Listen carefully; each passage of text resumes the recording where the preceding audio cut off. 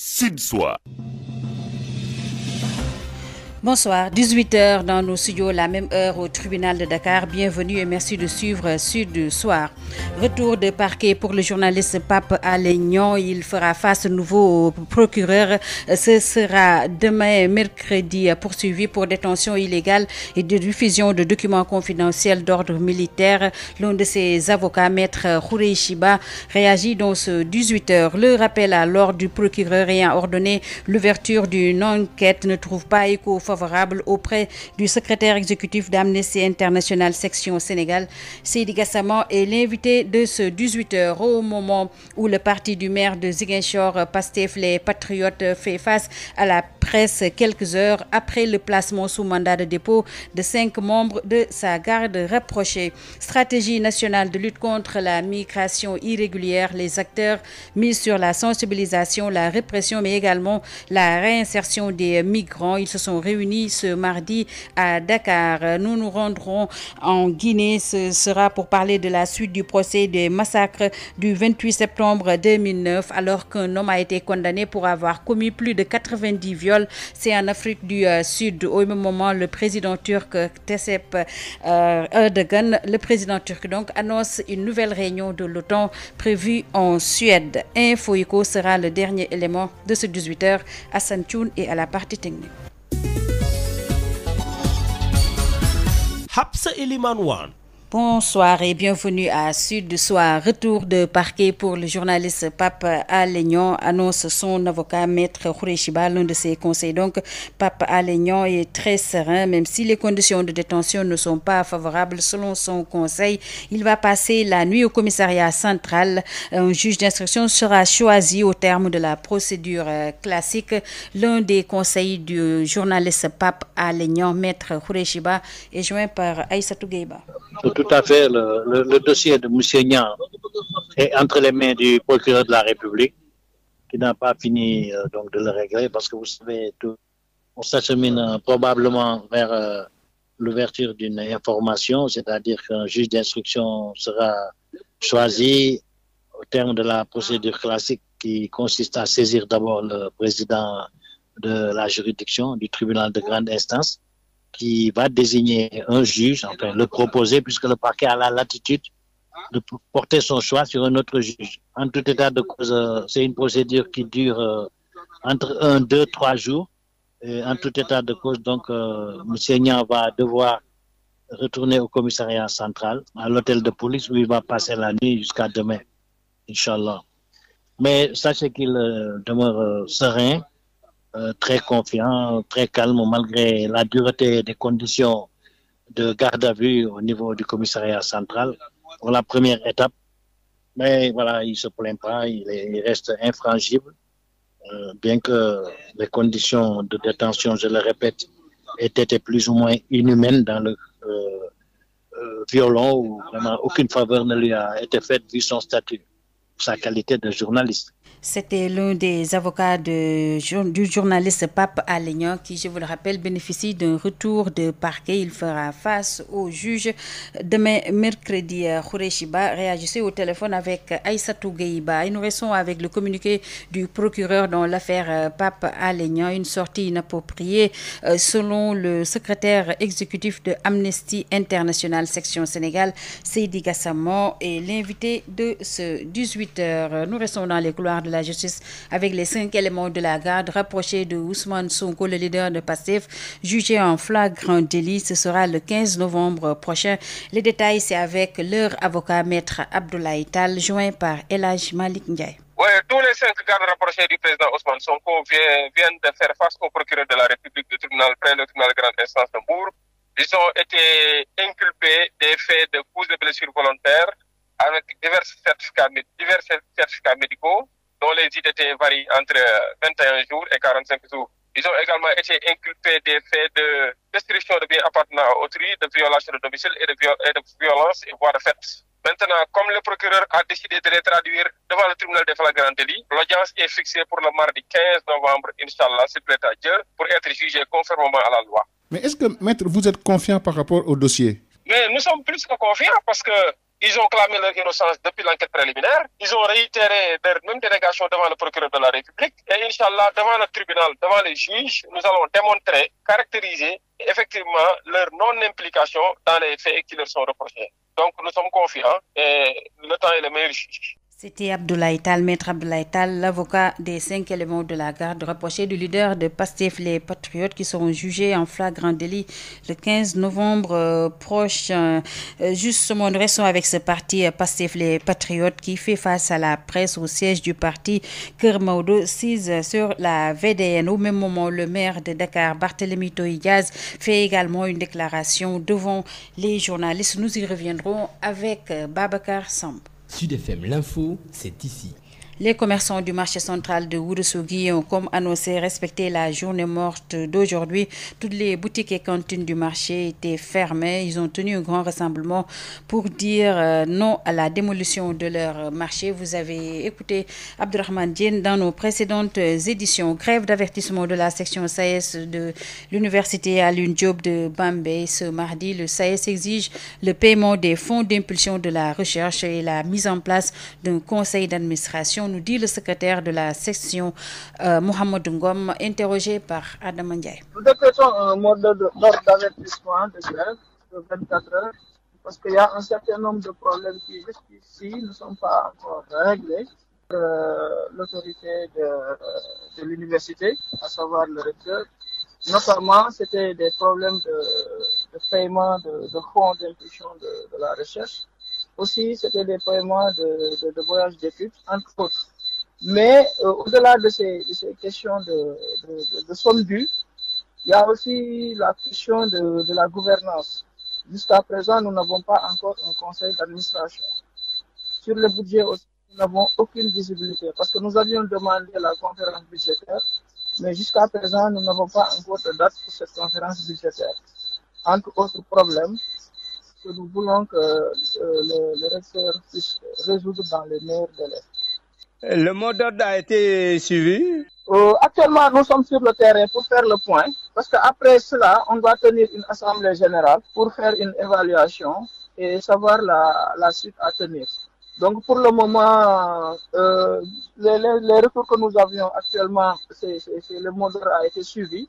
Nous continuons de faire le point. Et c'est après l'AG qu'on saura effectivement ça a été suivi jusqu'à quelle hauteur. C'était Mohamed Ngom, le secrétaire de la section SAES de l'université Alioune Diop de Bambey, qui observe une grève d'avertissement.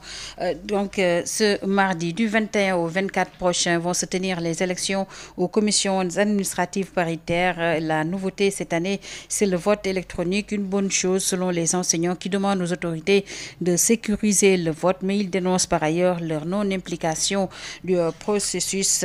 Le secrétaire national de l'Union démocratique des enseignants, par ailleurs coordonnateur de l'USEC, Abdourahmane Gueye, répond à Mam Diarra da Silva. Les fonctionnaires que nous sommes sont tenus d'avancer tous les 2 ans. Et au terme de cette strate, il y a ce que nous appelons une commission paritaire.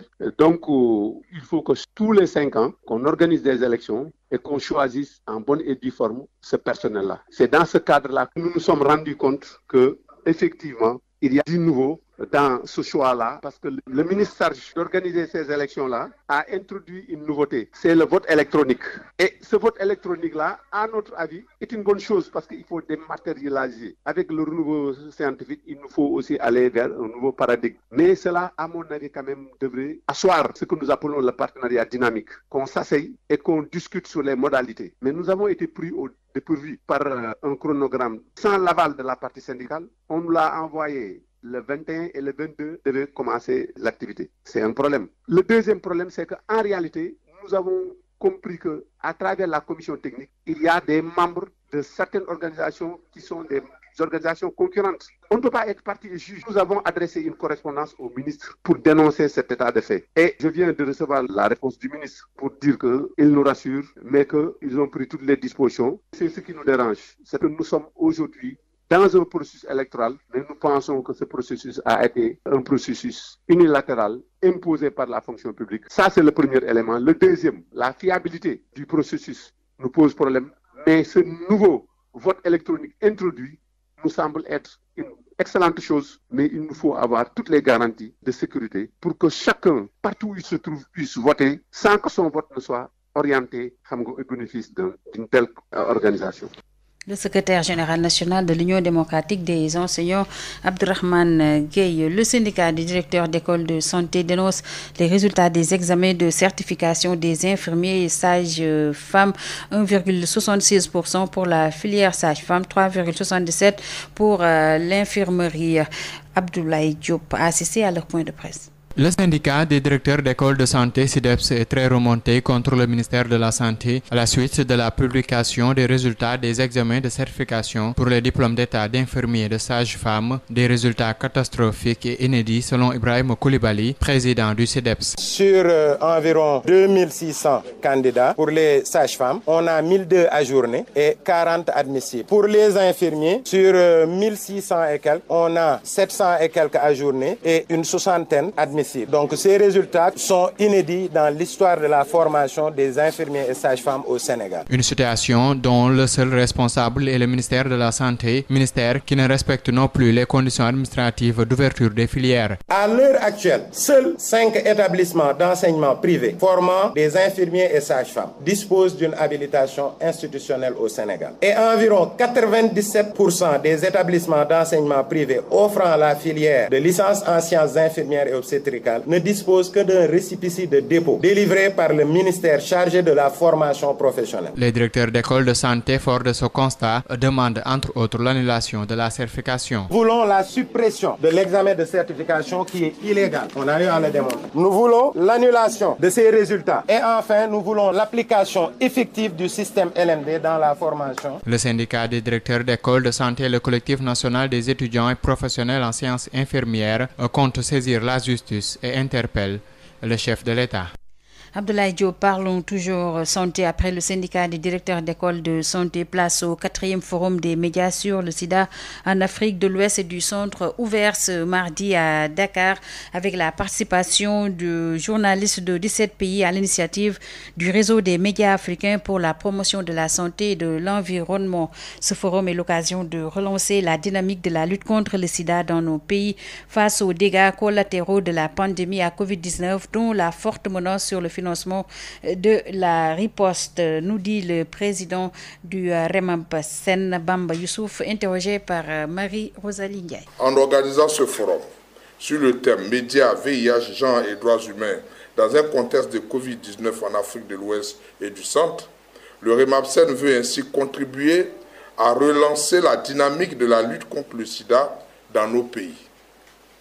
En effet, ce n'est pas un secret pour quelqu'un ici dans cette salle, l'avènement brutal en 2019-2020 de la Covid-19 et l'extraordinaire mobilisation internationale pour contrer les avancées de cette nouvelle pandémie a malheureusement fait des dégâts collatéraux dans la chaîne de prévention et de prise en charge d'autres pandémies comme le VIH-Sida.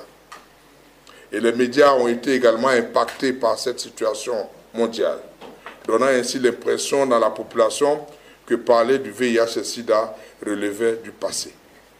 Pourtant, selon le rapport mondial actualisé du SIDA, la riposte au VIH est fortement menacée, occasionnant un accroissement de nouvelles infections, de nombreux décès liés au VIH et une réduction drastique du financement en faveur de la lutte contre le sida. Je voudrais d'ailleurs profiter de cette parenthèse pour remercier son Excellence, M. Macky Sall, président de la République du Sénégal, pour le leadership de son pays dans la lutte contre le sida en Afrique, marqué par une importante contribution financière annoncée lors du panel de haut niveau organisé ici à Dakar du 30 octobre au 2 novembre 2021. Reconnaissant des nombreux efforts consentis par le Sénégal en matière de lutte contre le sida et le leadership gagnant du président de la République, le REMAP Sen a décidé, à la faveur de ce forum, de décerner au président Macky Sall les awards de la lutte contre le sida en Afrique, matérialisés par le trophée qu'on va vous présenter. C'est un trophée que nous donnons en reconnaissance à tout ce que le président fait, non seulement pour le Sénégal, mais pour l'exemple qu'il donne en Afrique dans le cadre de la mobilisation des ressources. C'était Bamba Youssouf, le président du réseau des médias africains pour la promotion de la santé et de l'environnement, qui se prononçait donc lors du 4e forum des médias sur le sida en Afrique de l'Ouest et du Centre. À quelques années de l'échéance de 2030 qui vise l'élimination du VIH, l'ONU-SIDA appelle à égaliser pour réduire les gaps et corriger les inégalités dont la riposte au Sénégal. De nombreuses initiatives ont été prises et d'importants résultats enregistrés, mais les inégalités persistent à plusieurs niveaux. C'est pourquoi le partenariat avec les médias est plus que stratégique pour informer les populations, mais également leur donner les moyens de se protéger, selon la secrétaire exécutive du Conseil national de lutte contre le sida, Dr Safiatou Thiam, avec Marie-Rosalie Ndiaye. Dans le cadre du VIH, les inégalités existent et ont toujours existé et se sont exacerbées avec la pandémie de Covid-19. Les inégalités dans la lutte contre le sida existent depuis l'apparition des premiers cas. Après 40 ans d'efforts, d'acquis, de résultats, à quelques années de l'échéance de 2030, l'ONU-SIDA nous appelle à égaliser. Je pense que c'est le prochain thème de la Journée mondiale de lutte contre le sida, pour réduire les gaps, corriger les inégalités qui sont à la fois une cause et une conséquence du ralentissement des progrès dans la lutte contre le sida, et surtout pour soutenir les plus vulnérables et marginalisés qui sont les plus durement touchés. Dans le contexte actuel, avec l'exacerbation des inégalités, la recrudescence des épidémies, le partenariat avec les médias est plus que stratégique pour informer les populations, mais surtout pour leur donner des moyens de se protéger. Au Sénégal, nous reconnaissons que beaucoup d'efforts ont été consentis dans la lutte contre le sida. De nombreuses initiatives ont été prises pour accélérer la mise sous traitement des adultes, pour éliminer la transmission mère-enfant. D'importants résultats sont enregistrés dans le dépistage des femmes enceintes, la mise sous ARV des patients. Force est de reconnaître que des inégalités persistent dans l'accès des jeunes filles et des jeunes garçons à la prévention, aux adolescentes, aux services de santé sexuelle et prévention du VIH. Des inégalités sont également notées entre les hommes dans l'accès aux soins entre les hommes et les femmes. Des inégalités dans l'accès au traitement antirétroviral entre les enfants et les adultes. Dans notre région, plus de la moitié des enfants nés avec le VIH ou vivant avec le VIH n'ont pas bénéficié de diagnostic et de traitement qui va leur sauver leur vie. Des inégalités persistent et sont liées le plus souvent au contexte économique dans lequel grandissent ces enfants. Enfin, des inégalités dans l'accès aux soins et aux services pour des populations vulnérables ou marginalisées du fait de leur comportement ou leur orientation sexuelle. Sud FM. Atelier de partage de la stratégie nationale de lutte contre la migration irrégulière en vue d'élaborer une stratégie efficace basée sur la gestion, la sensibilisation, la répression, mais également la prise en charge et la réinsertion des migrants de retour. Un plan de validation sera également mis en place pour l'application des mesures retenues. Vous avez écouté le directeur de cabinet du ministère de l'Intérieur, Cheikh Sadibou Diop, tout à l'heure dans les éditions en Wolof avec Adam Ndione. Nous l'écoutons à 22h. Progression rassurante des grands travaux de désenclavement de la Casamance, constat fait par le ministre des Infrastructures, des Transports terrestres et du désenclavement. Mansour Faye annonce également la réalisation de plusieurs infrastructures structurantes. Il est avec Moussa Dramé. Nous avons démarré par la route Sénoba-Ziguinchor qui a effectivement démarré, qui va permettre la réalisation de 217 km de route revêtue et 95 km de pistes. La boucle des Kalounaï qui fait partie aussi donc des projets visités. Là, cette boucle qui fait environ 52 km et qui est à peu près à 60% donc de travaux réalisés. La boucle du budget sur 82 km et rappeler que cette boucle du budget est financée à partir du programme spécial de désenclavement et qui sera réalisé par l'entreprise FH. Le coût, ça va tourner autour de 25 milliards de francs CFA. Ces zones-là, c'est des zones à forte pluviométrie. Donc il faudrait des routes qui puissent répondre techniquement par rapport effectivement aux intempéries. Cela va permettre non seulement de boucler la boucle, désenclavant ainsi toute la partie sud du département de Sédhiou. En plus de la voirie réalisée, nous avions rencontré les populations et exprimé des préoccupations relativement donc aux pistes pour désenclaver en tout cas les communes traversées par cette phase. Nous leur avons promis d'intégrer leurs préoccupations et essayer d'apporter naturellement des réponses par rapport à ces attentes. Certainement, donc un package en termes de pistes sera mis à disposition des communes traversées par le circuit sud. La durée des travaux, vous savez, c'est des durées classiques. Nous avions lancé les travaux juste avant l'hivernage. Pendant la période d'hivernage, il est difficile de faire des travaux. Mais l'entreprise en a profité pour faire des études d'exécution qui seront bientôt terminées et les travaux démarrer sous peu de temps. La route Sénoba-Ziguinchor tournera autour de 98 milliards de francs CFA. Sud International. Que nous démarrons avec le procès des massacres du 28 septembre 2009. L'autre accusé qui comparait à la barre porte de graves accusations sur l'ancien président de la transition guinéenne, capitaine CD Raphaël Abba, a confirmé à la barre les propos tenus par Toumba Diakité qui accuse le capitaine Moussa Dadi Camara de recruter des militaires de sa communauté qui ont commis le massacre dans un stade de football. Une version que les avocats de Dadis Camara ont qualifié de mensongère. Et quant aux avocats de Toumba Diakité, ils sollicitent une liberté provisoire pour leurs clients pour des raisons de santé, disent-ils. Correspondance Amadou Ouribari. Après la comparution de Toumba Diakité, c'est CC Raphaël Abba, lui aussi ancien aide de camp de Toumba Diakité, qui est devant le tribunal criminel de Dixine délocalisé à la cour d'appel de Conakry. Dans sa narration, ce jeune capitaine qui est en détention depuis 14 ans a dédouané Aboubakar Toumba Diakité, ex-aide de camp de capitaine Moussa Dadis Camara, qui a déclaré aussi à la barre que le seul coupable dans cette tuerie reste et demeure l'ancien président de la transition qui, selon le jeune militaire, a recruté plus de 1000 militaires issus de sa communauté pour conserver le pouvoir de Moussa Dadis Camara, qui avait au moment des faits exprimé sa volonté de se présenter à l'élection présidentielle de 2010. L'accusé a confirmé tous les propos tenus par Toumba Diakité et a révélé que lui-même a été commis d'espionner Toumba Diakité, que l'on soupçonnait de vouloir renverser Dadis Camara du pouvoir. Un témoignage qui réconforte les avocats de Toumba Diakité, qui étaient jusque-là considérés comme le cerveau du massacre. Mais du côté des avocats de Dadis Camara, on parle de faux témoignages visant toujours à enfoncer leur client qui est impatiemment attendu à la barre pour donner sa version des faits. À cause des accrochages qui ont opposé des avocats de la partie civile et de la défense, la sécurité a été renforcée ce mardi autour du tribunal criminel de Kaloum. Amadou Ribari, depuis Conakry, pour Sud FM. Merci à Amadou Wouri et Barry. Près de 3 semaines après la journée sanglante du 20 octobre, le gouvernement présente sa version des faits. Le procureur, notamment à Koro, Togo, prison d'haute sécurité, une partie des prisonniers a été transférée. En attendant les conclusions des investigations, le gouvernement lui peaufine ses arguments. Nous restons dans le continent noir avec la ministre centrafricaine des Affaires étrangères qui vient d'écrire à son homologue française une lettre dans laquelle elle lui annonce que son pays met fin au décanat accordé au haut représentant de la France auprès du chef de l'État centrafricain.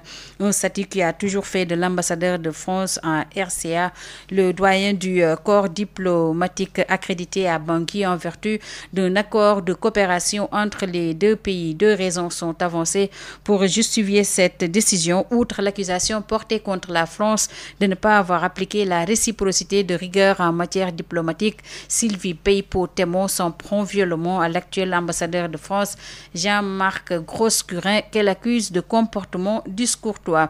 Un tribunal de Nairobi a ordonné ce mardi la reprise du travail d'ici mercredi à 3h GMT plutôt, des pilotes de Kenya Airways qui mènent depuis samedi une grève qui a largement perturbé le trafic aérien. Le tribunal des relations du travail de Nairobi ordonne aux pilotes, je cite, de reprendre leurs fonctions sans condition. C'est ce qu'a déclaré la juge Anna Moore, tout en demandant à la direction de laisser les pilotes reprendre leur poste sans les harceler ni les intimider et surtout en ne prenant aucune mesure disciplinaire à leur encontre. Et enfin, Recep Tayyip Erdogan, le président turc, qui recevait ce mardi à Ankara le premier ministre suédois venu plaider l'entrée de son pays dans l'Alliance Atlantique. Le chef de l'État a annoncé à l'issue du rendez-vous qu'une nouvelle réunion avait été prévue à la fin du mois à Stockholm. Nous espérons avoir une conclusion plus positive lors de la réunion conjointe qui va se tenir à Stockholm, a déclaré Erdogan sans préciser la date et d'assurer souhaiter sincèrement l'adhésion de la Suède à l'OTAN. Vous l'avez compris, nous parlons sport avec la Coupe du Monde Qatar 2022. Le sélectionneur national Aliou Cissé va publier vendredi la liste des joueurs convoqués pour ce mondial. Ce sera à l'issue d'une conférence de presse. Le Sénégal est à 12 jours de sa 3e participation à la Coupe du Monde. Les champions d'Afrique en titre, les Lions du Sénégal, logent dans le groupe en compagnie du pays hôte, le Qatar, l'Équateur et les Pays-Bas. Les Lions vont affronter les Pays-Bas en match d'ouverture. Et en handball, le Sénégal accueille à partir de demain la 25e Coupe d'Afrique des Nations de la discipline chez les dames à Dakar. Ce sera à Arena, Dakar Arena. 13 nations prennent part à cette compétition. Merci à Odile Minklan pour la réalisation de cette page sportive. Sud FM, l'invité du jour. Il s'agit du secrétaire exécutif d'Amnesty International section Sénégal, Seydi Gassama, répond à El Hadj Malick Ndiaye. Seydi Gassama, bonjour. Oui, bonjour. Vous êtes le directeur exécutif de Amnesty section Sénégal. Nous allons parler de l'affaire Pape Alé Niang. Notre confrère est toujours entre les mains de la justice. Alors hier, le procureur a sorti un communiqué pour charger encore Pape Alé Niang. Alors, quelle est votre réaction par rapport à ces derniers développements concernant l'affaire Pape Alé? Nous pensons d'abord que le communiqué du procureur est très malvenu. Le procureur, n'est-ce pas, son rôle n'est pas de proférer des menaces contre les citoyens. Nous sommes dans un État démocratique, n'est-ce pas, et dans un État démocratique, les citoyens ont le droit, évidemment, d'être exigeants envers les institutions. Et lorsque des accusations graves pèsent contre des personnes dans des institutions, il y a pas que lui, le procureur, d'ouvrir des enquêtes pour tirer ces accusations au clair. C'est ce qu'on lui demande de faire. On ne lui demande pas de proférer des menaces contre les citoyens. Il n'y a pas aujourd'hui au Sénégal une quelconque campagne de dénigrement contre la gendarmerie. La gendarmerie est un corps, n'est-ce pas, respecté par les Sénégalais. Partout où vous allez au Sénégal, en milieu rural, dans nos frontières, ce sont les gendarmes que vous trouvez et qui s'occupent de la sécurité des Sénégalais.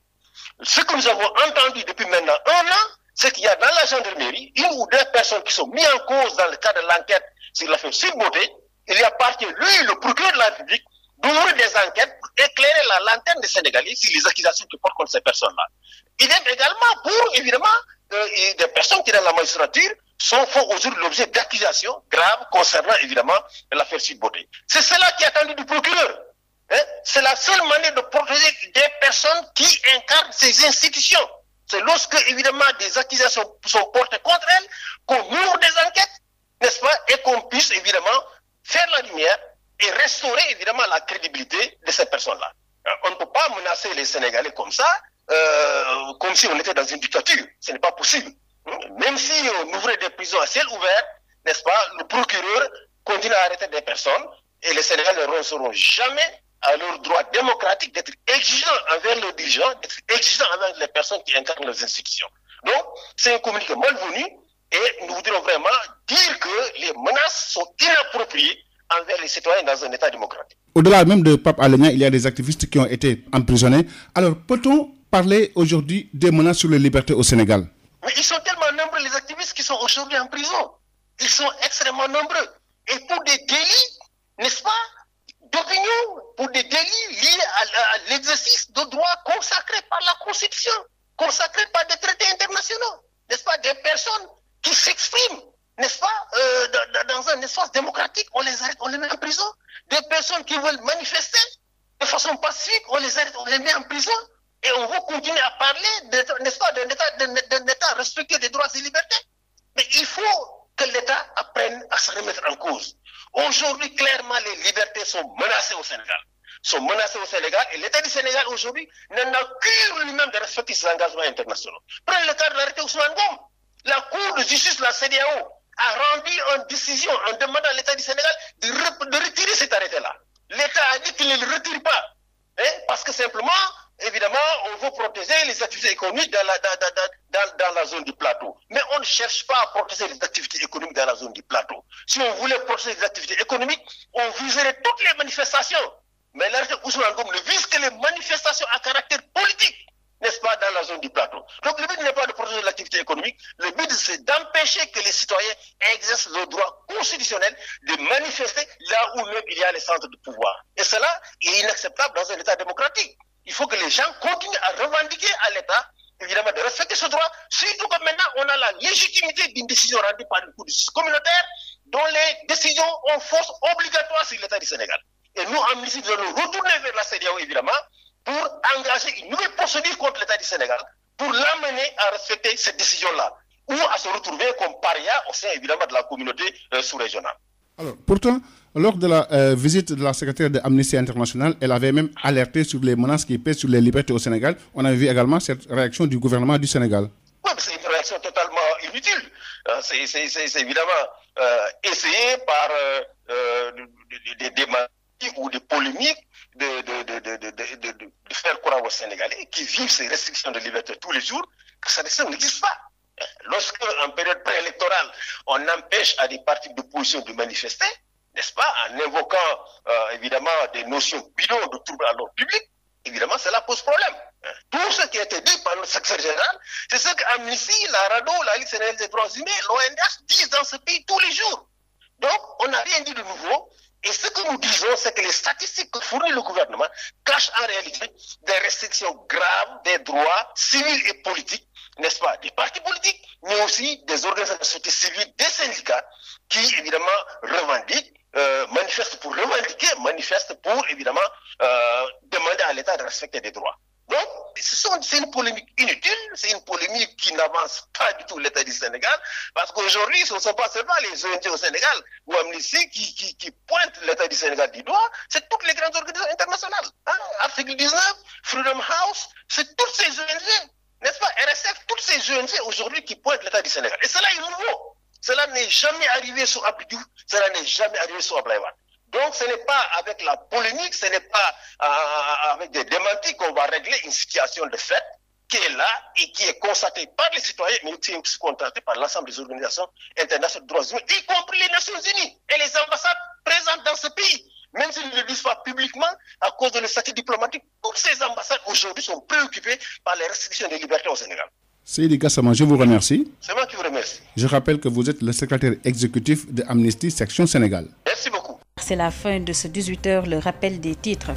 Retour de parquet pour le journaliste Pape Alé Niang. Il fera face de nouveau au procureur demain mercredi, poursuivi pour détention illégale et diffusion de documents confidentiels d'ordre militaire. Un de ses conseils, Maître Khoureyshiba, a réagi dans ce 18h. Le rappel à l'ordre du procureur ayant ordonné l'ouverture d'une enquête ne trouve pas écho favorable auprès du secrétaire exécutif de Amnesty International Section Sénégal. Seydi Gassama était l'invité de ce 18h au moment où le parti PASTEF du maire de Ziguinchor, PASTEF les Patriotes, face à la presse quelques heures après le placement sous mandat de dépôt de 5 membres de sa garde rapprochée. Stratégie nationale de lutte contre la migration irrégulière, les acteurs misent sur la sensibilisation, la répression, mais également la réinsertion des migrants de retour. Ils se sont réunis ce mardi à Dakar. Nous sommes rendus en Guinée pour nous intéresser à la poursuite donc du procès du massacre du 28 septembre 2009, alors qu'un homme a été condamné pour avoir commis plus de 90 viols en Afrique du Sud. Au même moment, le président turc Erdogan annonce une nouvelle réunion de l'OTAN en Suède. Info Yoko était le dernier élément de ce 18h. Merci à Hassan Thioune qui en a assuré les opérations techniques. Merci également à vous pour l'écoute. Nous sommes mardi et comme tous les mardis à 19h, retrouvez Adjaratou Awa Thiaw pour Allo Docteur. Très bonne suite de programme. Prochain rendez-vous d'information à 21h avec Adama Ndiol.